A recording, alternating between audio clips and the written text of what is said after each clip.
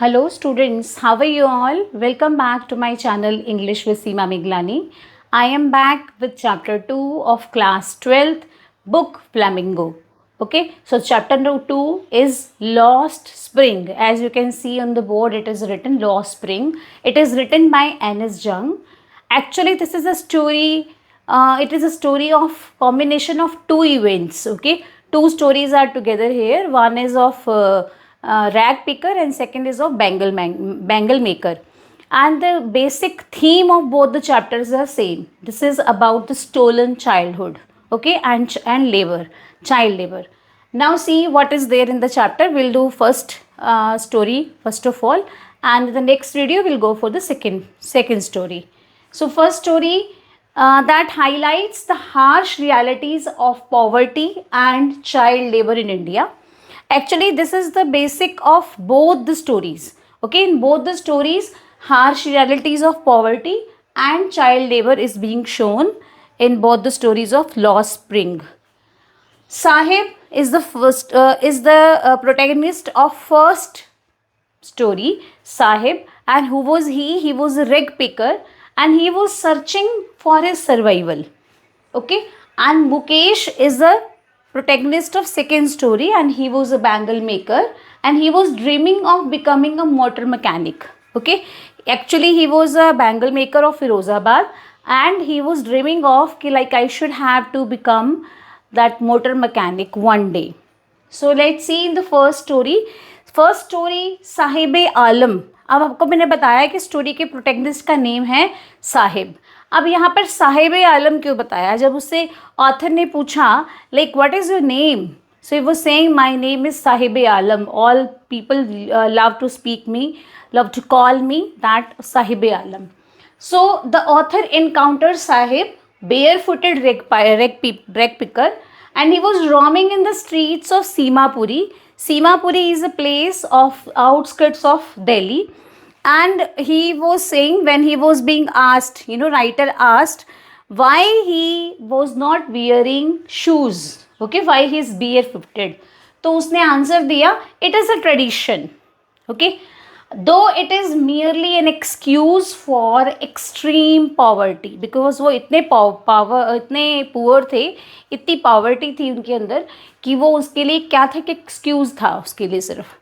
आप देखते हैं उसके नेम का क्या मीनिंग है. ठीक है, साहिब आलम का मीनिंग क्या है? साहिब आलम का मीनिंग है Lord of universe, which is deeply ironic.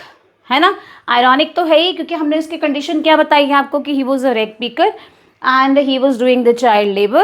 Moreover, he was not wearing his shoes, and as it is a symbol of extreme poverty, and he has shown that my name is Lord of Universe, and this is a deeply ironical considering his impoverished struggling reality. उसकी जो reality थी वो सच में क्या थी? उसकी poverty से struggle था और उसका नेम क्या था? Lord of universe.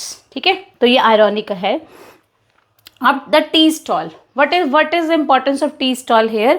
Actually when he was doing his child labor, तो उसके बाद जब वो थोड़ा सा बड़ा होता है तो उसके बाद वो सोचता है कि he should have to take a look for a way out.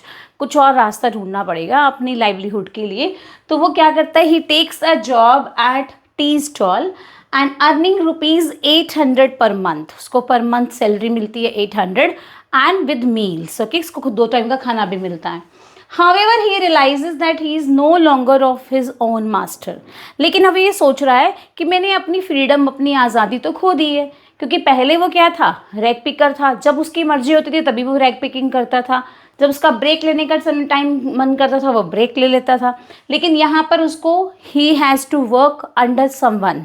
Okay, he is not the master of his own and he was carrying the heavy steel canister stripes him for his freedom and carefree life.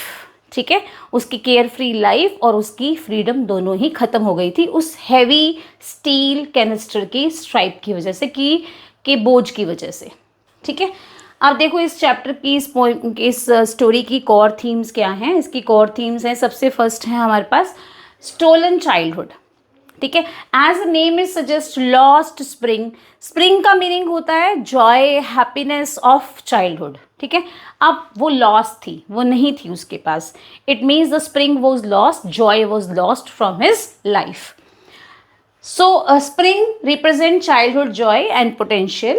The story exposes how societal apathy and severe economic disparity rob thousands of children. ठीक है, बहुत सारे बच्चों को Rob कर लिया था, लूट चुकी थी. क्या क्या किस किस ने लूट लिया था? सोसाइटिकल एपैथी, जो सोसाइटी की एपैथी थी, सोसाइटी की जो थिंकिंग थी उसने, और जो इकोनॉमिक उनके अंदर डिस्पैरिटी थी इसकी वजह से, and their right to education. और मोर ओवर उनका जो राइट टू एजुकेशन था वो भी रॉब्ड हो गया था, वो भी ख़त्म हो गया था. They are not having any of the right to take education. And moreover they have lost the happy youth also. Okay, उनका जो हैप्पी यूथ था, नॉर्मल हैप्पी यूथ, वो भी ख़त्म हो गया था. सेकेंड क्या है इसका? Systematic apathy. अब सिस्टम की जो एपैथी है वो क्या है?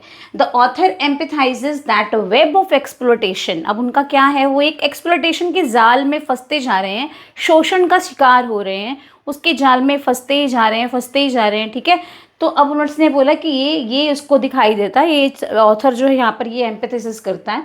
लैक ऑफ एजुकेशन, उनकी एजुकेशन उनको नहीं मिल पाती. And the fear of authority keep these marginalised communities subjected. अब का मीनिंग क्या है इस बात का? ये कह रहे हैं कि जो फियर ऑफ अथॉरिटी है, अथॉरिटी जो उनके ऊपर है, जो उनके मास्टर्स हैं और जो और अथॉरिटीज़ हैं, ठीक है, उन सब का फियर उनके ऊपर है. अब उनके फियर की वजह से जो ये मार्जिनलाइज्ड कम्युनिटीज़ हैं, ये जो ऐसी कम्युनिटीज़ जो बहुत ही मार्जिनलाइज्ड हैं, जो हमारे यहाँ की नहीं है, but the people are coming from anywhere and they were settle down hair.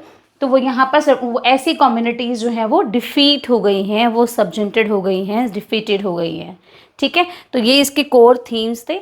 अब इसकी सेकेंड स्टोरी है जो मुकेश की, बैंगल मेकर की, वो हम नेक्स्ट वीडियो में करेंगे. Till then revise these notes and it will be helpful to you. Bye bye.